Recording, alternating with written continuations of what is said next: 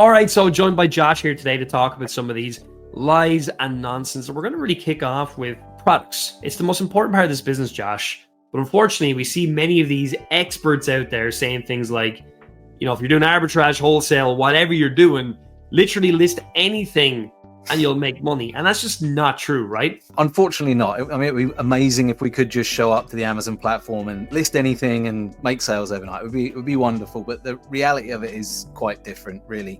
And it's a belief that I had when I first got started back in 2013. Steve, I listed a whole bunch of products that I liked. I think that's one of the biggest mistakes I see people make. They go out there and they start listing products that they like the look of and kind of get emotionally involved with. And they look at some surface level data for the product. Data, I use that term loosely because by data, all I'm really talking about is how much is it selling for and how much can I buy it for. And if there's a big enough difference between the two, I see people, going in and buying those products. And that's kind of what we see being peddled out there, really. By a lot of people who are saying, not necessarily directly, but suggesting that you can just put any product up. And of course, with the variety of different business models that you can operate with on the Amazon platform, whether it be arbitrage, like you said, wholesale, private label, there isn't a single one of those models that or a way that I know that you could just show up and sell those products. We need to have some data. I just think of it that, Josh, on that point though, right? It's like, so if you can't just list anything at all, what are just some of the basics you should be looking at to, identify whether or not it's even remotely worth looking at? What would some of those pieces be? Well, I think one of the very first ways that you can do it, let's say, for example, you're just getting started, you haven't got any kind of tools or any way of being able to pull back the curtain on a product. On the Amazon platform, if you're looking at a product, you can have a look at what's known as the bestseller rank, the BSR, or otherwise known as sales rank. Some of you might have heard of that. And that's going to give you an indication as to how well that product is selling. So if you scroll down on any Amazon product page to the additional details section, you'll see it says bestseller rank, and then it will give you the name of the category, and then it will give you a number like next to a hashtag. So if there is no number there, if it says bestseller rank or there is just no bestseller rank there, it means that the product has either never sold or hasn't sold for a long time. So like I said, even without tools, we can see immediately whether or not that exact product listing is currently making sales. Otherwise, to gauge further how well that's selling, it's best to have some form of product analysis tool that can, like I said, pull back the curtain a little bit closer so we can see how many times per month maybe that product is selling. But it's a good starting point.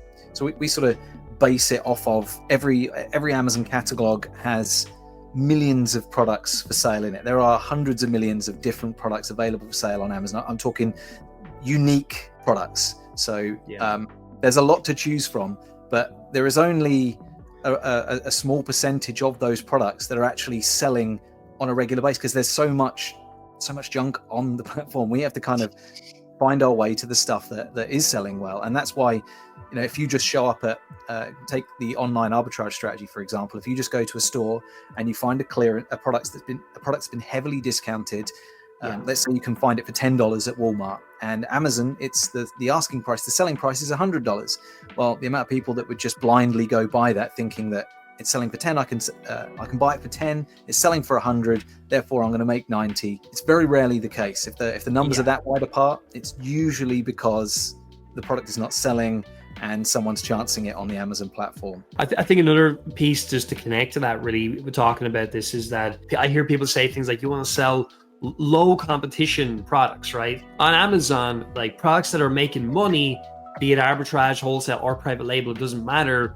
There's going to be competition. We actually want there to be some competition, because if there's no competition, it means that there's no money being made. But at the same time, we don't want to be in a situation where there's 100 different sellers on a listing and they're all really competitively priced, with loads of stock, because the likelihood is it's going to be very difficult for us to actually make some sales on those kinds of listings if we're in arbitrage or in wholesale. Private label, that's a discussion really for another day. It's a little bit different what we're actually looking at there, because now you're getting into more of the bigger market as well and what's possible there. But I think just for you listening today, if you hear someone talking about arbitrage or wholesale and they're talking about you want to sell low competition items, that's just not what you're looking for. The reality is there's going to be competition on the products that we're looking to sell, and that's absolutely fine I think that if you go in expecting, and even if you're researching and you're like going, oh, like there's 3 different sellers on here, it's low competition, I'm going to make like all the sales now. That's just not going to be the case. And equally, if there's 10 sellers, there are situations, Josh, actually where it could actually be low competition because the sellers that are selling at a much higher price and there's good volume to be had. You know what I mean? Like, so it's I think what 100%. we're saying here is nuance is big, right? Oh, massive. Yeah, there is no, I mean, we have criteria that we teach to our clients, our students in our programs, right? So we have kind of guidelines, but that is what they are. They're guidelines more than fixed rules. Because like you said, you could have a product that's selling, let's say it's selling 1,000 units a month, but there are 20 other FBA sellers on the listing. 20 FBA sellers on a listing that sells 10 units a month would be high competition. That would be a listing that, if they were priced competitively, and what I mean by that is they were all, in line with the buy box price, then that would be a competitive listing that I'd probably, take a step back from. But if there were 20 FBA sellers on a listing with 10 sales per month, but all of, one of them was priced competitively and the rest were $30 more expensive, then I would still consider that as an opportunity. So like you said, there are so many nuances to it, so many layers to it, and knowing how to actually look at these products and peel back the layers and understand what the data is telling you is such an important part of it. And again, just really solidifies that point that we were making, that you cannot just show up and sell any products, but the reality of it is there are millions that you can sell and that do extremely well. It's just a case of finding them. And when you're first getting started, you're not going to be very good at it, because hands on say, when I first started this, it took me 8 hours to find my first deal online. That really frustrated me, but it was the reality of, at the time, it was a new skill and I was learning something different and I had to understand how things worked. So the first deal took me 8 hours and it wasn't the greatest deal. The next deal didn't take me quite so long to find until, fast forward until today. Rob Dallas and I will jump on a live sourcing call, like some of you might have joined us for at some point, and we'll find anywhere between 5 and 20 different deals in a 1 hour sitting. So it's just one of those things that once you understand what to do, how to do it, and you have a framework for being able to find and then analyze these products, you'll be able to find the golden nuggets from the shingle. 100%. And by the way, speaking of golden nuggets, if you're watching this video, you're trying to figure out which way should I go? Should I do arbitrage, where I buy stuff at a discount from online retailers and sell it on Amazon's full price? Should I do wholesale, where I'm selling well-known brands and I'm going to distributors and I'm buying them in small bulk and selling them over on Amazon? Or should I build my own brand? The best thing for you to do right now is comment 100K down in the comments right now. We'll send you a completely free guide that we put together that really helps you identify which way you should go, depending on what budget you have, what time available you have, and all of that. It's a great guide, totally free. So jump down to the comments right now, type in 100K, and we'll get that across to you. So Josh, moving on then, really, I think passive income, right, is something that is really brought around a lot on Amazon, and many gurus are going to say, like, you're going to make all this passive income. And I would say, like, private label, for instance, building your own brand will be the most passive model of all on Amazon. I've done it for many, many, many years. But at the same time, like, you're for a beginner, it can be intimidating because you're building a brand. You're running some advertising on Amazon. You're importing stuff, right? You're literally doing a bigger thing. Whereas what we're talking about with arbitrage and wholesale, it's a different game. We're selling stuff that's already on Amazon. It's already making money. They're already established brands. But the reality is that calling either arbitrage or wholesale a passive income business is just not true, right? It is active. So let's talk about it. Yeah, I guess the thing with it is, right, the dream of passive income on Amazon, like you said, there are models that have greater elements of it, and arbitrage and wholesale I can speak specifically to. There are periods of passivity. I'll give you an example. So a few years back, my family and I, we went away to Disney World for my son's birthday party. We're gone for 2 weeks. So in the 2-week period leading up to our 2-week holiday, I knew that I wasn't going to be doing a whole lot. I decided I wasn't going to be buying any products. I was just going to enjoy time away with my family and spend some quality time with them. And I didn't want to be doing any Amazon stuff. So instead, I put in extra work before I went to buy more product to make sure that I had enough to be seeing me over the period of time when I was away. So for that 2-week period of time, we had some passive income, but it wasn't it only came as a result of the work that I put in before. So Yes. any element of passive income that is generated from these business models is always backed up by hard work before.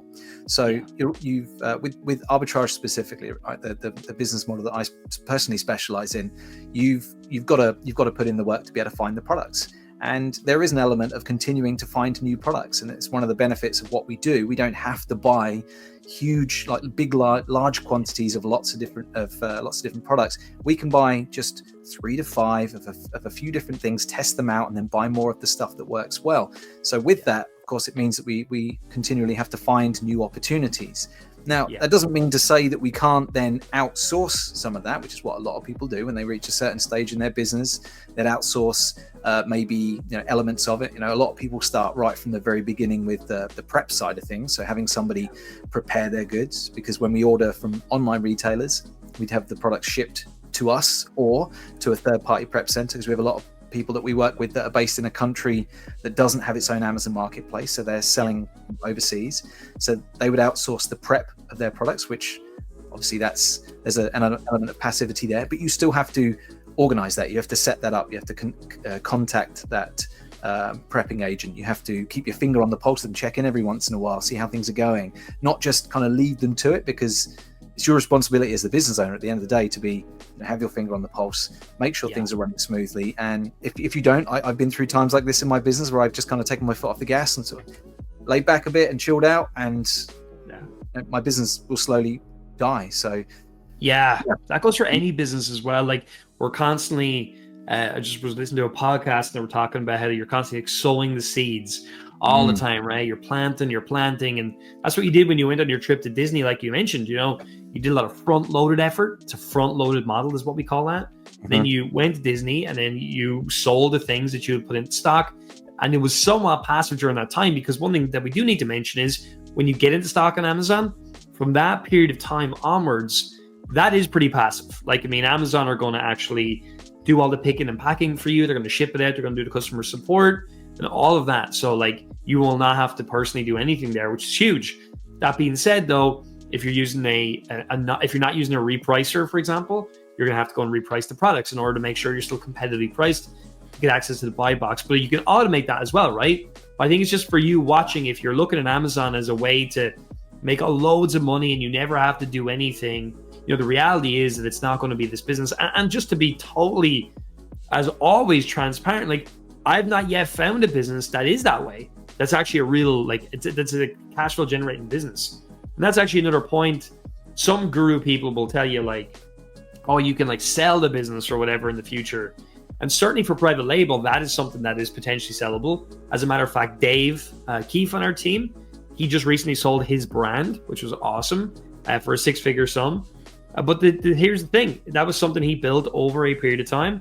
He put time in, he put money in, he put all of that in, a lot of effort to get it to that point in time where he could then sell it and liquidate some cash out of that. But the thing is that this is a cash flow business, especially arbitrage, especially wholesale.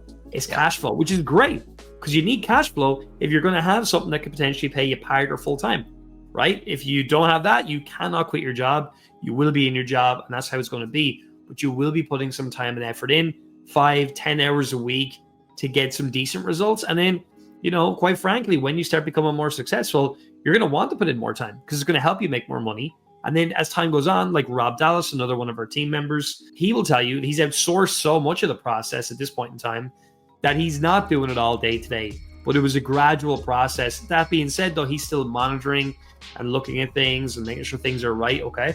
So it's not, do nothing. It's all hands off forever, and the money just rolls in. I haven't found a business like that yet. Well, one thing we should talk about, Josh, is there are people that have these Amazon automation things out there, whereby literally they'll come in and tell you have nothing to do and you'll make loads of money. So maybe first of all, explain what are these Amazon automation things, and then why they're just bullshit. Honestly, it sounds a little wild to me that you would hand the keys over, essentially give your cash to somebody to then have them buy product on your behalf, that they make money for you. I mean, right away, it sounds all too good to be true, doesn't it? No, why would somebody do that for you when they could just do it for themselves? Ultimately, it doesn't make any sense. So essentially, what they're saying to you is, give me your money, I'll buy product for you, I'll send it into Amazon for you, I'll manage everything for you, for a fee. It doesn't work like that. There's so many different reasons why that could be problematic. And I mean, we've seen it. I don't think we've seen it, anyone fall prey to it in our community as such, but I've seen it in Facebook groups where people have, gotten involved with these different opportunities to automate their Amazon accounts, and they've handed the keys over, and they've ended up in a situation where their account's been closed because the individuals doing this are typically accessing multiple different accounts. They're doing the same thing for everybody, so you kind of then get this situation where nobody is really benefiting from it because everyone's doing the same thing. And then Amazon's going to connect the dots and say, hey, what's going on here? We've got 5 different accounts all being accessed by the same person here, which is a breach of their terms and conditions anyway. So it's one of those risky business models that sounds really great on the front, but actually the reality of it is that I've yet to hear a success story come out of that where it's gone really, really well. Yeah, certainly long term anyway, haven't heard of. But also, here's another reality for you watching today. Many of the companies that sold those opportunities have been in trouble with the authorities. They've been shut down. They've been sued for many, many millions because they took people's money. They told them, we'll manage your Amazon account, we'll find your products, we'll do everything. Nothing for you to do. And it's just too difficult to manage that many different Amazon accounts. Yeah. And also, where's the real benefit? You have to ask yourself to that company. Like, the benefit is that you pay, I've seen people pay $70,000, $100,000 for something like this just to have a business. But, if you took that same level of investment and you actually took it over a longer period of time and you built a wholesale or arbitrage business for yourself, you end up making a lot more money, and you could get to a point where it's fairly well automated in time, but that would take time. Like Rob Dallas has done. He did about $600,000 last year in top line revenue, really solid profit margins, and it didn't cost him $100,000 up front to do something like that, right? So I think one other thing we'll say before we finish, and by the way, if you haven't yet grabbed our guide where we teach you the 3 different Amazon business models, we help you choose the right one for you, do type in 100K down below in the chat, and we'll get that across to you immediately. We'll just reply with the links where you can go and get that guide. It's great. But anyways, we do wrap up today's video, Josh, just to talk about one final thing, and that's around drop shipping. For those of you that don't know what drop shipping is, it means where you can essentially list something for sale on Amazon, for example. So I'm going to sell you this phone case. Someone buys the phone case from you on Amazon, and then you tell someone who has the phone case, hey person, I've sold one of these phone cases. Here's the details, who you need to ship it out to, and then just get it shipped out for me, and I'll pay you the cost price of the phone case. So let's say I got paid $20 for this. I've got to go pay the drop shipper $10. I made $10. Obviously, that's not the correct mathematics, but it's just basically so you can understand. There's a big reality on Amazon, Josh, and they're not very, they don't really like drop shipping, right? No, they're not fond of it. So just to kind of caveat it before we carry on, drop shipping is an age-old strategy that's been used for a long time without issue on many platforms, just not on Amazon. Amazon have an issue with it, and my understanding of their reasoning why they don't like it is because you're essentially selling inventory that you don't physically have. So anyone who's sold on Amazon before, you'll know that you should have the inventory physically in hand and then be able to provide documentation for what you've got listed, even if you've not yet sold it, to prove that it's authentic. So let's say, for example, you're listing a bunch of products that you don't physically hold, but that you have access to through a drop shipper. And Amazon says, hey, provide documentation to prove that the 10 items that you've got listed are authentic. Well, then you can't do it. And that's where people come unstuck. Whereas with the models that we specifically focus on, and talking again to arbitrage and wholesale, we've bought the products, and private label, of course, as well. We've already bought the products before we've listed them for sale. So if Amazon does come along and say, hey, we want to, we're just doing a random check, which they will do from time to time. We want to make sure that you're selling authentic products. Can you provide us with an invoice or documentation receipt of some description to prove that you bought this from a legitimate source? And because we keep all that documentation, we provide it, we're able to sail through those reviews without issue. But if you're drop shipping, that's where you really come unstuck. So it's just not I've seen people manage for a time without getting into trouble. You know, like you were saying with the automation, Stephen, ultimately the long term, that there is just no longevity to it, because Amazon will eventually pull the review and you'll not be able to satisfy their requirements, and at that point they'll just lock any funds that you have available away, and it will be a bit of a battle. So honestly, just best avoided. Stick with what you know works, is proven. It's just going to be one of those things you're going to put in the work up front, but you get out of it what you put into it. That's what I like about this. And people who are willing to show up and put in the effort and do what needs to be done and take action are the ones that are going to get the results. Absolutely. And the beautiful thing is, when you access Amazon, you access millions and millions of their customers. You're getting access to the best traffic on the internet, and it costs you whatever, $40 a month or whatever it is now for an Amazon seller account. It's unbelievable. That being said, they're just some of the big lies that we see out there. And look, if you want to avoid the lies and learn how to do this properly, comment 100K down below. We will send you that completely free guide to help you identify what's right for you. So we're both doing it. 100K down below, and we'll see you soon.